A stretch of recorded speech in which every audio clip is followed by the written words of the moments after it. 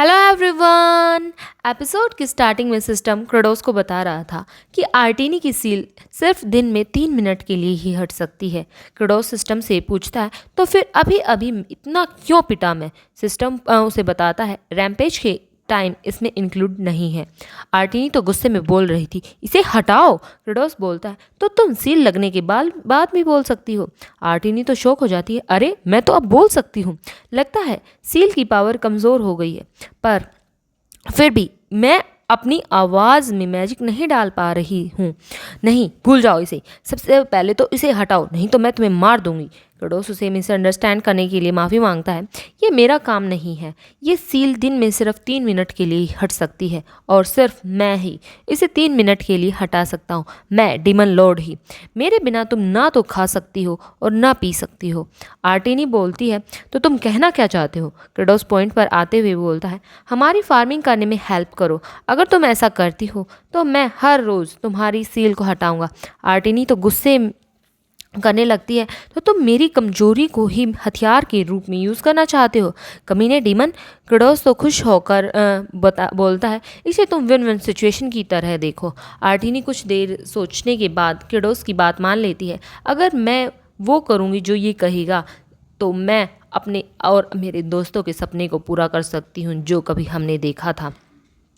आर्टिनी क्रेडोस से पूछती है तो ठीक है, मुझे क्या करना होगा। क्रेडोस तो खुश होकर आर्टिनी को काम बताने लगता है। सबसे पहले जितनी भी क्रॉप्स खराब हुई हैं उनको इकट्ठा करो। आर्टिनी अपने टेंटिकल से सारी क्रॉप्स को सेकंडों के हिसाब से इकट्ठी कर देती है। सारे वर्कर डीमन की को प्रेज करने लगते हैं।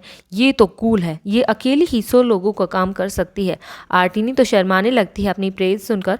क्रेडोस उसे नेक्स्ट लेवल बताता है, सारे खेतों को लेवल करो। फिर से आर्टिनी अपने टेंटिकल से खेतों को लेवल करने लगती है। सारे डीमन तो सुस्ता रहे थे, कोई गेम खेल रहा था तो कोई डांस कर रहा था। क्रेडोस उसे सुबह तक कंपोस्ट को मिक्स करने के लिए आदेश देकर रेस्ट करने जाने लगता है। आर्टिनी तो बस उन्हें जाते हुए देख रही थी। कुछ तो गड़बड़ है, सिर्फ मैं ही काम क्यों कर रही हूँ। असुरर तो गुस्से करते हुए बोलता है बहुत सारे डेमन्स तुम्हारी वजह से हर्ट हुए हैं और अब तुम उनसे काम भी करवाना चाहती हो। हाथोक भी बताता है तुम्हारी वजह से हम सबको मेंटल स्ट्रेस हुआ है। उसका क्या। सिरिगी तो उसे अपनी ड्रेस ठीक करने के लिए बोलती है। बेचारी आर्टिनी तो सबसे माफ़ी मांगती रह जाती है। लगे हाथ बोल भी उसे अच्छा काम करने के लिए बोलता है। आर्टिनी तो सब जाते हुए देख रही थी, बेचारी अकेली रह जाती है। वो तो रोने लगती है। सिस्टम क्रेडोस को बताता है तुमने रैम्पेज के टाइम को सहा जिससे तुम्हारा स्टेमिना और मैजिकल पावर 40% इंक्रीज हो चुकी है। अगर फिर से कभी ऐसी सिचुएशन आई तो तुम्हारा माना सीड सिस्टम उस एक्सटर्नल इम्पैक्ट को झेलकर तुम्हारी पावर को भी रिकवर कर देगा। क्रेडोस सोच रहा था फिर भी मैं उस ऐसी सिचुएशन में नहीं जाना चाहता, दोबारा उसे मैं नहीं सफ़र करना चाहता। नेक्स्ट सीन में मर्निका किंगडम से होती है। किमची तो अपना बोरिया बिस्तर उठाकर एलिबी और दूरियों से अलविदा कर रहा था। एलिबी बोलता है आप इतनी जल्दी क्यों जा रहे हो। किमची बोलता है मैं आप पर हमेशा के लिए निर्भर नहीं रह सकता और मुझे कुछ काम भी है जो मुझे पूरे करने हैं। दूरियो बोलता है आपने तो किंगडम की स्वॉर्ड मास्टर पद को भी स्वीकार नहीं किया, इससे ज़्यादा इम्पोर्टेंट क्या हो सकता है। किमची फ्लैशबैक में जाता है। वो बिग आई किमची से पूछ रही थी क्या तुम जानना चाहते हो कि तुम कौन हो। किमची उस बिग आई से पूछता है तुम कौन हो। बिग आई बताता है मैं बाउंटीफुल हार्वेस्ट का गॉड हूँ, ब्रैगिया, जो इस दुनिया में हर जगह बाउंटीफुल हार्वेस्ट देखना चाहता हूँ। किमची ब्रैगिया से बोलता है तुम गॉड से ज़्यादा तो एक डीमन लग रहे हो। ब्रैगिया तो हंसने लगता है तो तुम एक ह्यूमन होकर एक गॉड की अपीयरेंस को जज करोगे। हम दोनों को एक ही चीज़ चाहिए। तुम्हें डिमन लॉर्ड क्रेडोस से कहा था कि तुम शांति चाहते हो और मैं बाउंटीफुल हार्वेस्ट चाहता हूँ। ये दोनों चीज़ आसानी से हासिल हो सकती है अगर तुम क्रेडोस के साथ दोगे। अगर तुम उसके साथ रहोगे तो तुम्हें पता लग जाएगा कि तुम कौन हो। जाओ डिमन्स की लैंड पर जाओ और तुम्हें जो चीज़ चाहिए उसे पालो। इतना आदेश कर ब्रैगिया किमची के हर्ट हैमर में वापस चला जाता है। इतना याद कर सीन प्रेजेंट में आता है। किमची उन दोनों को थैंक्स करता है। एलबी बोलता है अगर फ्यूचर में कभी भी आपको मेरी हेल्प की ज़रूरत पड़े तो बेझिझक मुझे याद करना। किमची उन्हें अलविदा कर अपना सफ़र डिमन लैंड्स की ओर शुरू करता है। नेक्स्ट सीन खेतों से होती है। सुबह हो चुकी थी। क्रेडोस आर्टिनी के पास आकर उससे पूछा क्या तुमने सारे कंपोस्ट को मिक्स कर दिया। अरे ये कितनी ज़्यादा बदबू आ रही है। हमें थोड़ी दूरी मेंटेन करनी चाहिए। क्रेडोस आर्टिनी की सील को रिलीज कर देता है। क्रेडोस आर्टिनी को डीमन लैंड का दलिया देता है। ये लो, तुम खेतों में काम करने के लिए तुम्हें फ्यूल भी तो चाहिए। तुमने बहुत मेहनत की है, आशा है ये तुम्हें अच्छा लगेगा और फिर से काम शुरू कर दो। अगर तुम्हें यह टेस्टी हर रोज़ खाना है तो तुम्हें हमारी हेल्प करनी होगी। आर्टिनी तो बच्चे की तरह बर्ताव करने लगती है, उसे बच्चे की तरह जो टॉफ़ी की लालच में कोई भी काम कर देता है। क्रेडोस सोच रहा था, डीमंस को टेम करना तो बहुत आसान है। तभी आर्टिनी को कुछ याद आता है। वो क्रेडोस से पूछती है, क्या तुम्हारे पास और जूनो पोरेज है क्या? मैं कुछ इम्पोर्टेंट भूल रही हूँ। उसे डीमन लैंड के एंट्रेंस पर ले जाती है क्रेडोस को, डीप स्लम्बर में, जहाँ पर एक पुरानी झोपड़ी में कुछ लोग पड़े हुए थे जिनकी पावर आर्टिनी ने ली थी। क्रेडोस तो उन लोगों को देखकर शॉक हो जाता है। ह्यूमंस में सिर्फ उनका कमांडर ही होश में था। कमांडर सोच रहा था, एक और डीमन आ गया, ये बात क्या कर रहे हैं? उसकी नज़र में दोनों बहुत खतरनाक दिख रहे थे। क्रेडोस बोलता है, तो मॉडरेटर ने ऐसी सील बनाई थी कि जो ह्यूमन लाइफ फोर्स को एब्जॉर्ब करने से ही टूट सके। लगता है ये इंसान, इसके हुलिये से पता लगता है कि ये कोई हाई रैंक ऑफिसर है।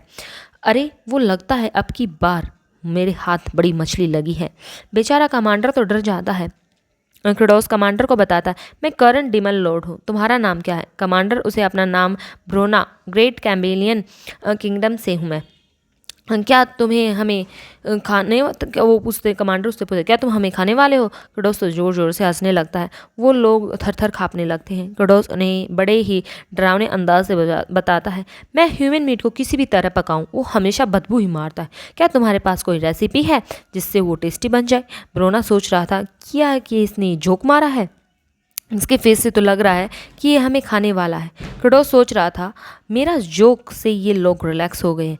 मुझे पता था कि हंसी मजाक से आप इस दुनिया को बचा सकते हो। क्रेडोस ब्रोना से पूछता है, क्या तुम्हें स्ट्रेंथ बची हुई है? चलो हमारे गांव चलो ब्रोना। मैं अपने साथियों वो बोलता है कि मेरे साथियों में और मुझ में बिल्कुल भी जान नहीं बची है। तुम हमें मार दो यहीं पर। क्रेडोस तो हंसने लगता है, मुझे तुम सबको मारने से क्या मिलेगा? कितना बुरा जोक था जो तुमने मारा है। ब्रोना सोच रहा था, ये कुछ भी कही है तो ये एक डीमन ही ना। क्रेडोस बोलता है, अगर तुम लोग नहीं चल सकते तो मैं अपने लोगों को तुम्हारी हेल्प के लिए बुलाता हूँ। ब्रोना तो सोच रहा था, तो ये हमें अपने साथियों को खाना खिलाना चाहता है। सारे डीमंस ह्यूमंस को किसी भी को पीठ पर, किसी को स्ट्रेचर पर लेकर जा रहे थे। ब्रोना तो सोच रहा था, ये हमें इतनी जेंटली लेकर जा रही हैं, इन्हें क्या लगता है कि मैं इनके बर्ताव को देखकर अपना गार्ड को डाउन कर लूँगा? नहीं, लगता है ये हमें अलग अलग कर कर खाना चाहते हैं, ये कमीने डीमन। ब्रोना तो रहा था, अपना नाम सुनकर वो उठता है। उसके पास क्रेडोस उसे जगा रहा था बैठकर वहाँ पर। क्रेडोस उसे बताता है, हमने तुम्हारे लिए टेंट तैयार किए हैं, पर टेंट 3 लोगों के लिए है। ब्रोना, तुम कैप्टन हो ना, तो तुम्हारे लिए सबसे बड़े वाला टेंट। यहाँ पर एक ह्यूमन कई महीनों से रह रहा है। ब्रोना सोचता है, क्या ये उसको किडनैप कर कर लाए थे?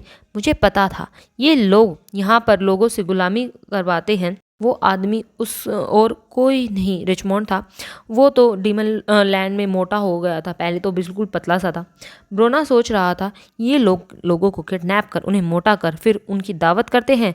रिचमोंड तो एक ह्यूमन को देखकर खुश हो जाता है। क्रेडोस उन्हें अच्छे से बात करने के लिए बोलकर वहाँ से चला जाता है। फिर वो आर्टिनी से पूछता है, कैसा था?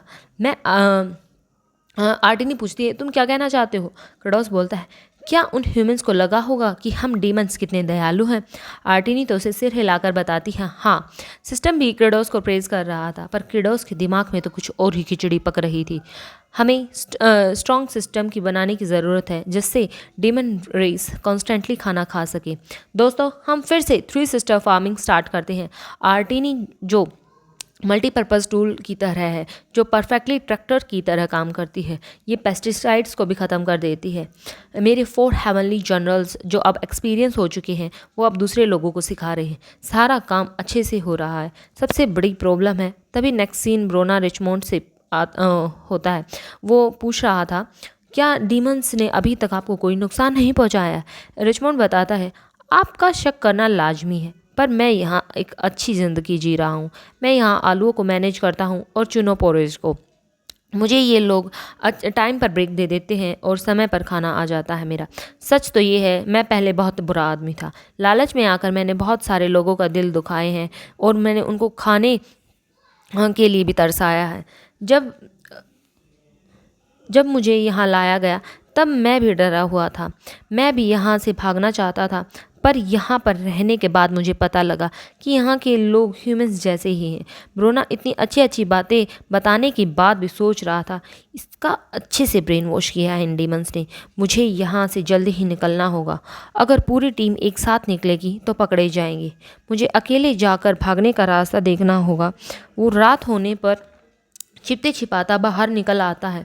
यहाँ की इतनी टाइट सिक्योरिटी नहीं है। मुझे वो अपने सामने के नज़ारे को देखकर शौक हो जाता है। ये क्या है? मक्के के खेत? क्या इस लैंड पर भी खेती हो सकती है? पर इस पर तो कुछ भी नहीं उगना चाहिए था। तभी उसे किसी की आने की आवाज़ आती है। वो वहीं पर छिप जाता है। ये तो एक छोटी डीमन है। इस डीमन की नज़रों से बचना मुश्किल होगा।